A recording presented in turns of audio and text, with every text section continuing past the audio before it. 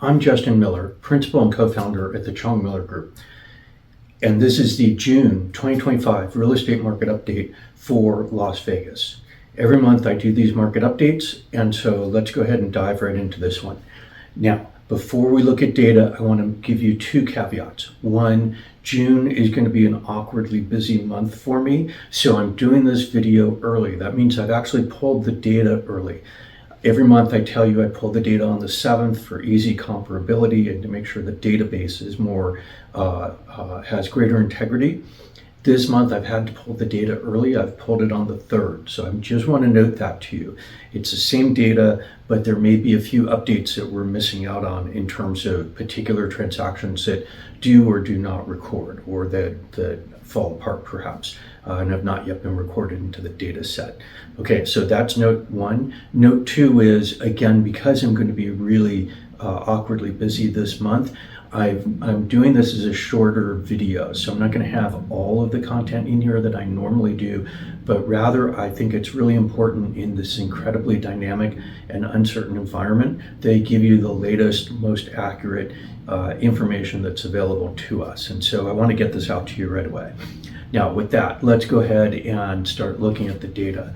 First piece of information I've looked at over the past couple months, interest rates. And so I want to comment on interest rates again. Very much like in April, May saw interest rates that were very dynamic, lots of increases, lots of decreases.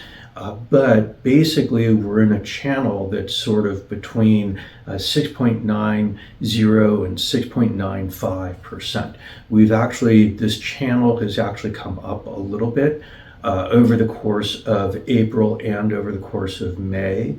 We actually saw the credit rating for the US downgraded, and that caused treasury bond prices to go down, interest rates on treasuries to go up. And that has influenced the mortgage bond market.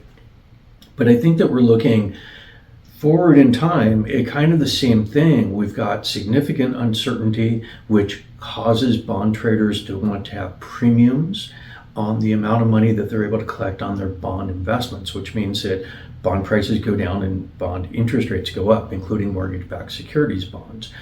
We also have potentially somewhat weakening credit for the US, and we've got an inflationary environment that in the US has remained steady in the 2.3 to 2.4% range.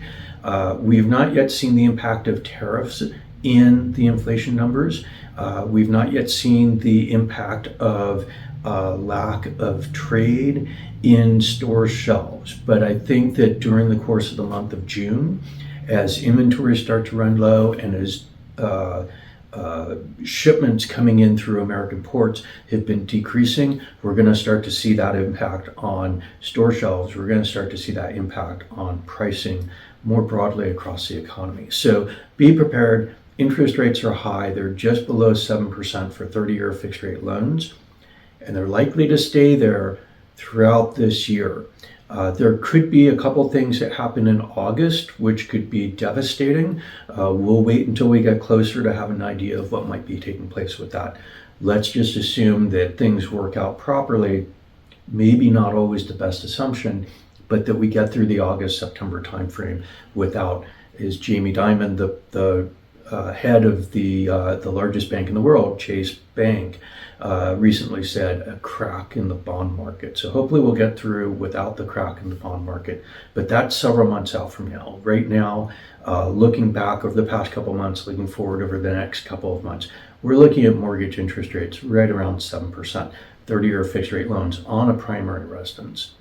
So having said that, that's the, if you will, the cost of capital, the cost of the money that people borrow to buy a home. And when that cost of that money is higher, it makes it more expensive to buy a home. So every month you're paying more money on a higher interest rate mortgage than you would on a lower interest rate mortgage. And so the same house at the same price costs you more every single month. So let's go ahead then and look at housing prices, and then we'll look at the number of transactions. And then after that, we'll look at the supply side like we do every month. Okay, so single family homes, we saw the median sale price. That's the final concluded price at which the sale took place for closed sales, median sale price, single family residential in the Las Vegas Valley, $475,000. Now that number may sound familiar to you. It should, because it's actually the third month in a row, right, March and April and May, that we've had $475,000 median sold price on single family homes in Las Vegas. Now, if you read the review journal, if you get your data from multiple different places, you'll get different numbers. And you can go back and look at the April update where I went in depth as to why that's happening, and that we're actually looking at cleaned data in these videos, the information that I provide you.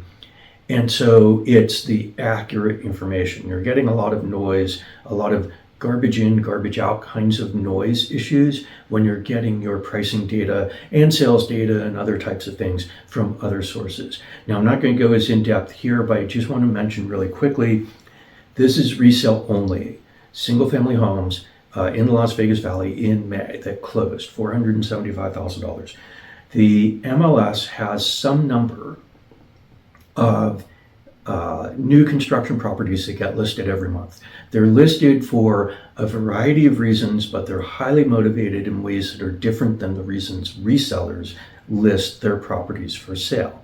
And so those properties are noise, they skew the data. Well, I'm not going to tell you the full skew, but let me just tell you, if we look just at new homes, if we segregate out all of the resales and we look only at new homes, those new homes that were in the database, they were not priced or sold at $475. They sold at $540, $950. And by the way, that's up 2.7% on the new construction homes that made it into the MLS.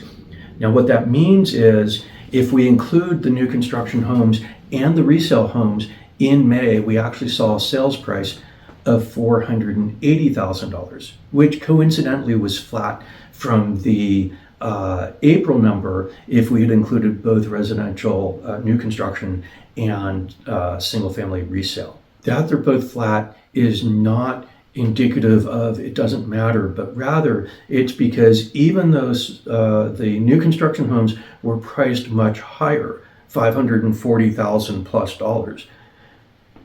And not only did they go up in price, but there's actually so few new construction residential that gets put into the MLS. During the month of May, that was 169 houses. That was it. So that number is basically half the number of townhomes. It has a small impact, except that the price number is really high. And so it has an outsized issue on what we look at as median price if it's included. It's just noise. It gives you garbage data. So the correct data is we parcel out new construction. We look only at residential resale and single family residential resale, $475. Now, one other note on the $475, not only has it been flat for 3 months in a row in 2025, but you may remember, if you've been watching this channel for a long time, in 2024, we saw 5 months where the sales price, the concluded sale price on single family residential was $470. Right, and so now we're looking at $475. So the information here is we're flat month over month. We're up 1.6% year over year. Single family. Condos, $249,500. That's up $2,500. It's up 1.0% month over month, and it is up 0.5% year over year. You'll notice these year over year gains are getting smaller, and we may very well see that happen through the remainder of 2025 because interest rates are so high. It means houses are really quite expensive. They're expensive to carry. On the other hand, we've got some other issues we'll take a look at in a minute. I'll talk about what those may impact pricing on. Townhomes, $340,000. Now that was down significantly. It was down $8,000 or 2.3% month over month, but it was basically a give back of the gains that we had seen in March and April on townhomes. So we're right back to where we were 3 months ago. So this is not a collapsing of prices in townhomes. We're continuing to move in a channel and in a little bit wider than on single family, but a narrow channel on townhome prices and on condo prices as well. So we are down 2.9% year over year on townhomes. Now, Market Insight looking at price per foot, right? I like to look at price per foot because it gives us some indication of what's happening in the lower tier and the upper tier of the market, where median sold price is the middle, the literal middle of the market. The price per foot, it's a median, but it's looking at the data differently. And so we're able to understand how the lower and upper portions of the market are behaving vis-a-vis each other.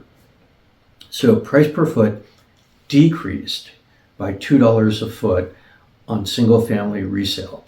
Now that's interesting because we'd actually seen an increase in March and an increase in April. I'd suggested if we had a third month of that, we may actually be seeing a trend where people who are buying properties above the median sale price, and more specifically higher end properties over $1 million, are starting to feel complacent or unconcerned about uncertainty in the market, and they're just willing to go ahead and make their investments.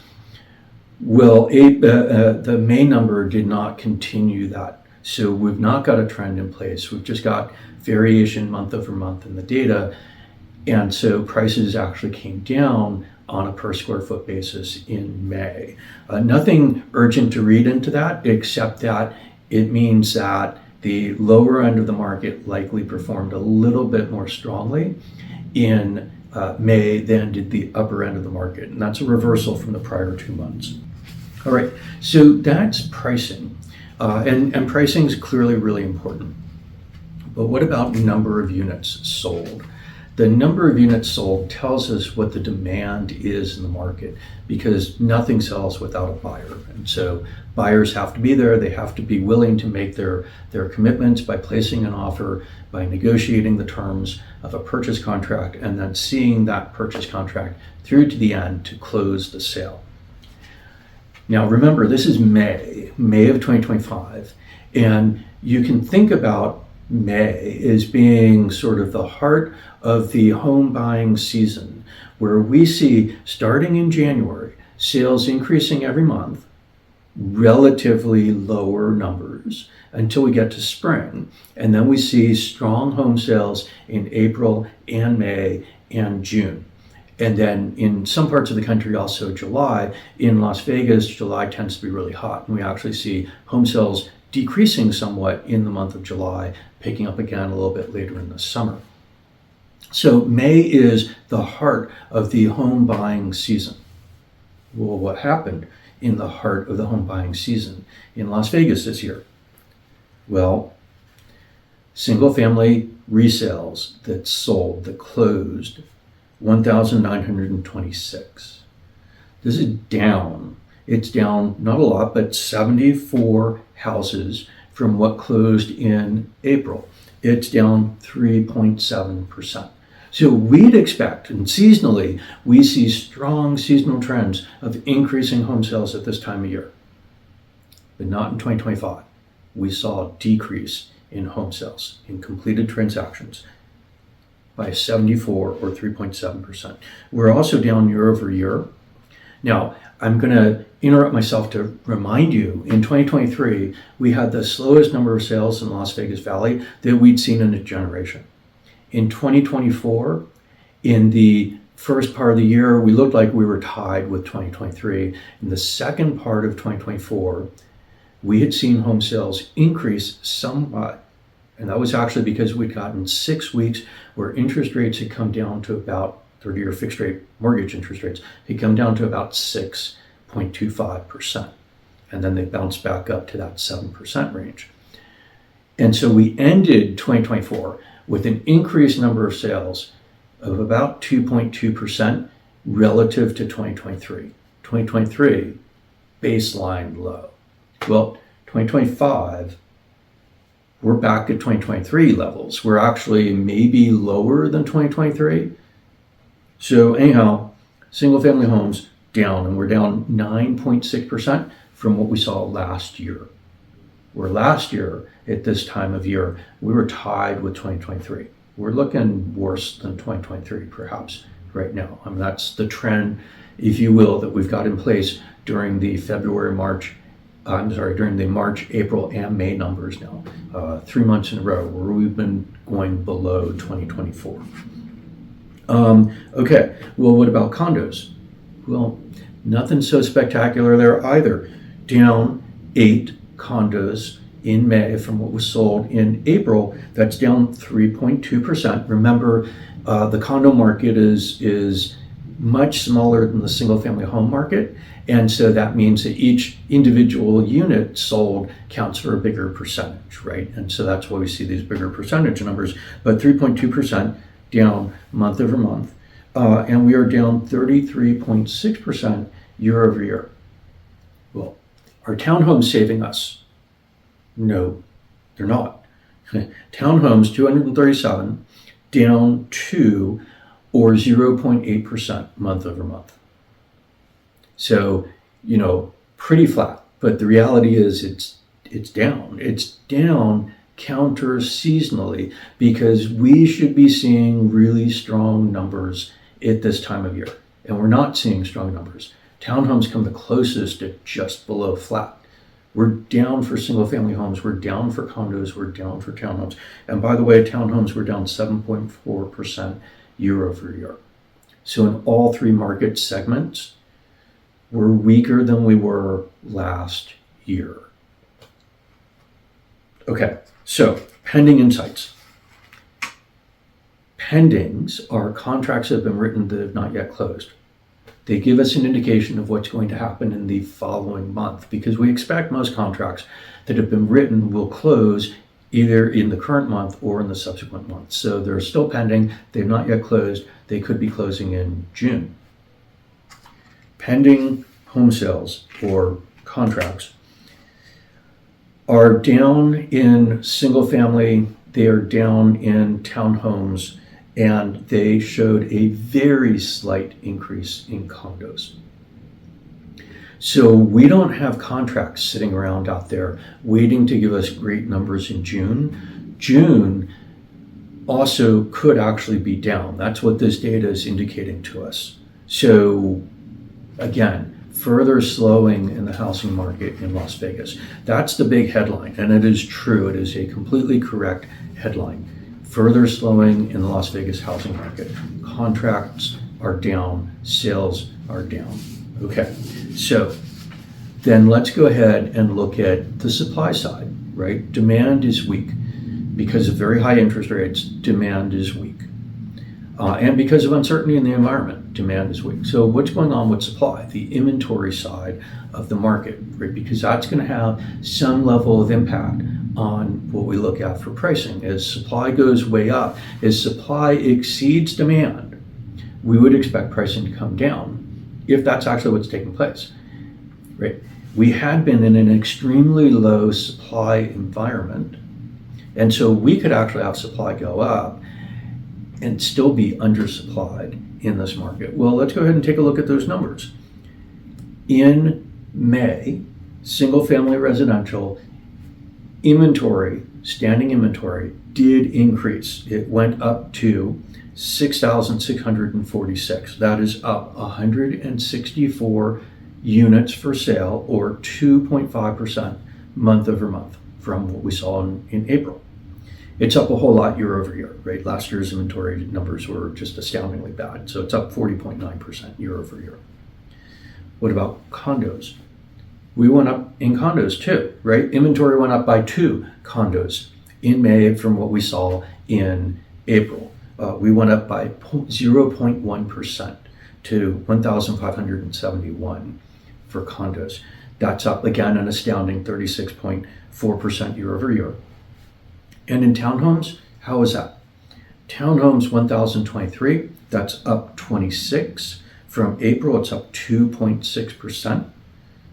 And it's also up 90.8% year over year. So compared to last year, right, there's completely different market.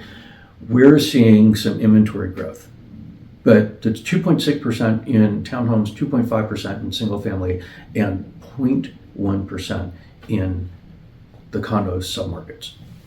How's that compared to normal seasonal patterns? Really weak, actually, right? We should be seeing strong growth because we're headed into June, which is the top month for sales in real estate in the Las Vegas Valley, right? Just like December is the weakest month, June is the strongest month. We're heading into June and we've got very little increase in inventory, but it gets worse, right? Over the past several months, I've been looking at that inventory. I've been looking inside the inventory to let you know what's going on with regard to all of these houses that are listed for sale. Right, and you see all of these articles out there. You see things on, whatever blog you may be listening to. Oh, doom and gloom, no buyers and tons of inventory flooding the market. Well, is it true?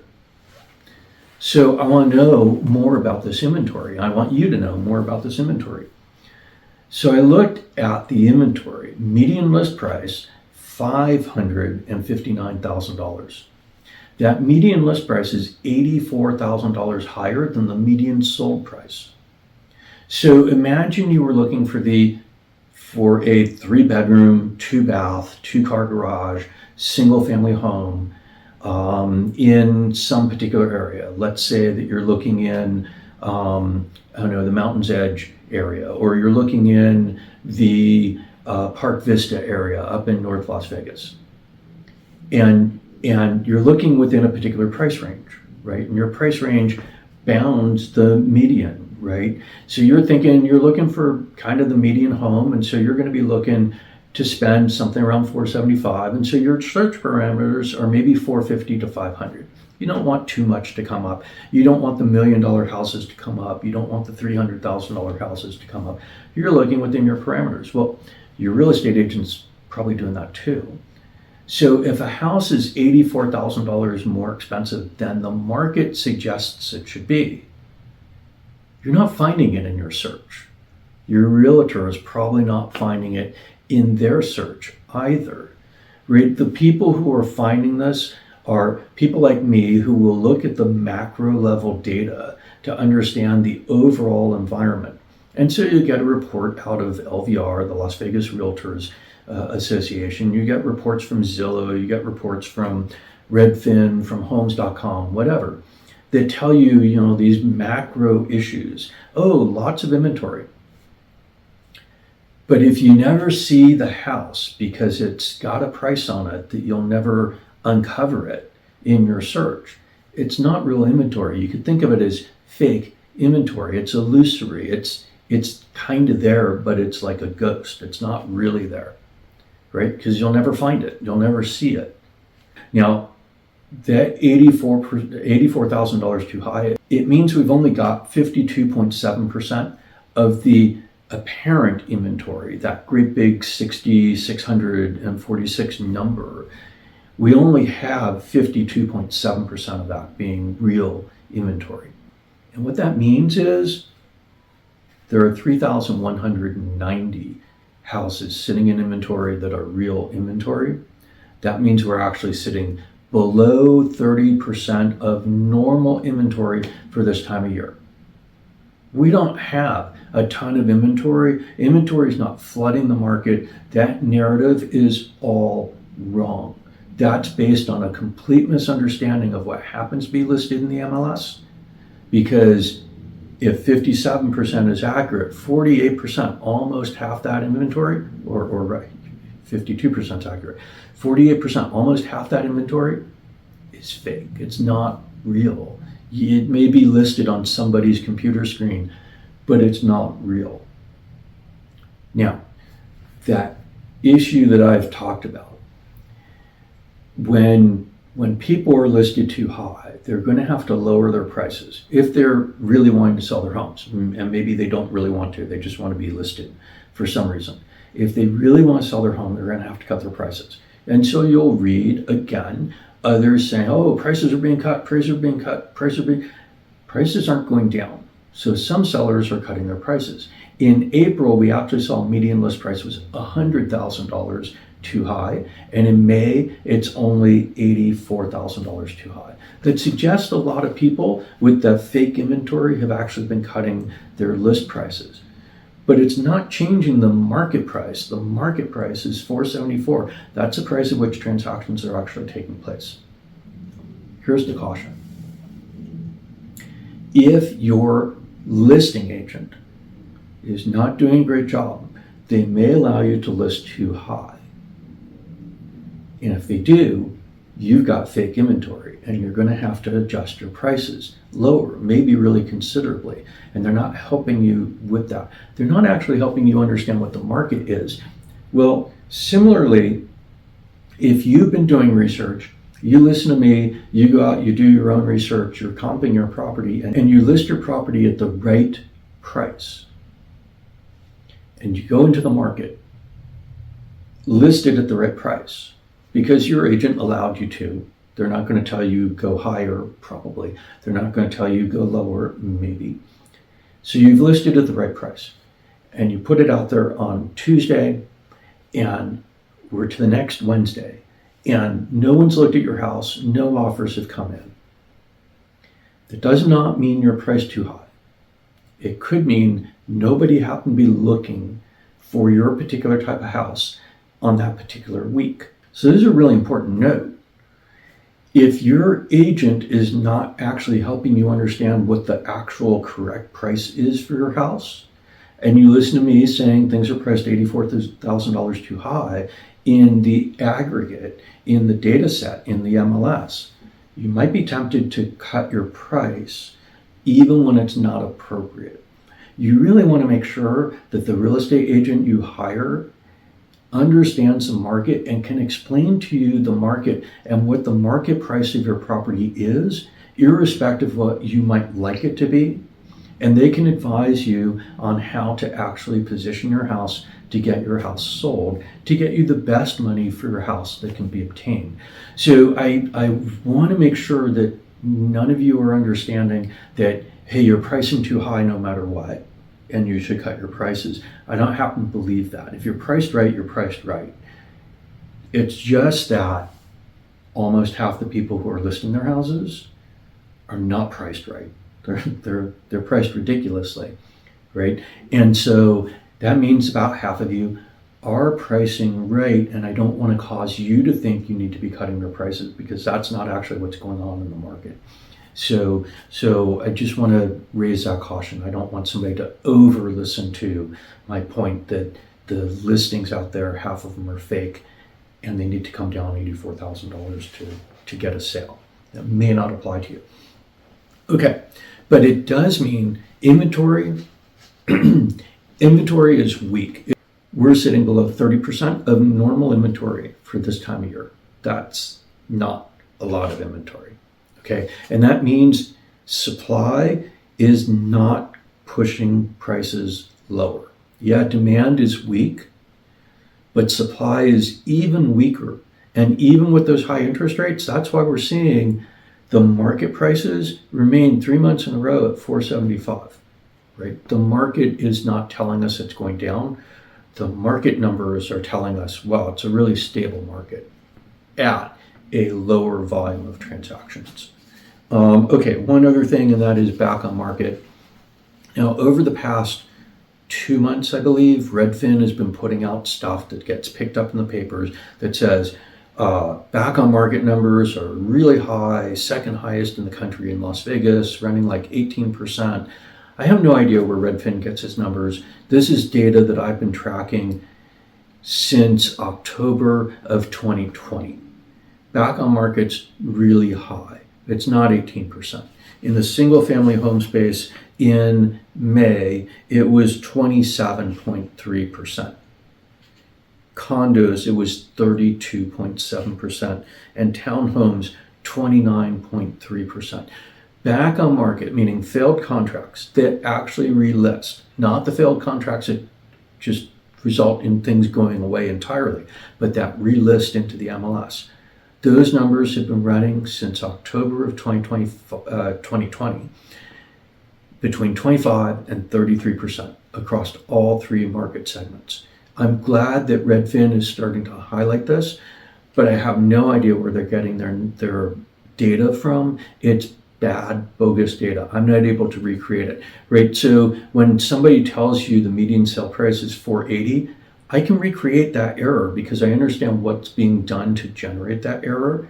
The database is not being cleaned, not being scrubbed to remove those new construction homes that should not be in there, right? This Redfin data, I'm not able to duplicate their errors, so I have no idea where they're getting their data, what they're looking at. They're wrong. And you could think, well, maybe they're just systemically undercounting and it's actually worse than what Redfin's saying. That's true right now, but we don't know that that continues to be the case going forward, unfortunately, right? They may not be systemically errored. They may just be cruddy data errored, and it could jump around all over the place. Anyhow, we're looking at back on market numbers, which are devastating. Make sure when you talk to your real estate agent that they're able to explain what's driving these numbers, what's causing these contracts to fail. Protect yourself. Make sure they have plans to protect you. It's really important. And please, we help our clients with this kind of thing all the time. We don't have many contracts that end up failing, right? We're not looking at a third of our clients' contracts failing. We're looking in the low single digits, and you'll always get some level of contract failure because someone loses a job or someone gets transferred to another location. There are legitimate reasons why some contracts fail. But sitting between, in May, 27.3% on the low end and 32.7% on the high end across the three market segments, these are horrible numbers, right? And you need to make sure that you're trying to protect yourself. And part of that is hiring the people who understand what they're actually doing. So at the Chung Miller Group, we help people buy and sell homes. We help people build wealth through real estate. We're really good at figuring out what market prices are. We're really good at helping our clients get into contracts that are solid, stable contracts and get through those contracts. We're really good at figuring out how to actively engage in the market to your benefit, whether you're a buyer or a seller. Please feel free to reach out, leave comments, contact me directly. I'd love to talk with you. Again, share these videos with your friends, your neighbors, your colleagues, your family members, anyone you think could benefit by having an actual understanding of what's really taking place in the market, because most of what you're being told about by others is fake news. It's just not real. It's not what's actually happening. All right, that's it. That's our abbreviated June update for 2025, where we looked at the data from May of 2025 and compared that month over month and year over year, like we do every year. I will see you in the next month. Have a good start to your summer. Bye.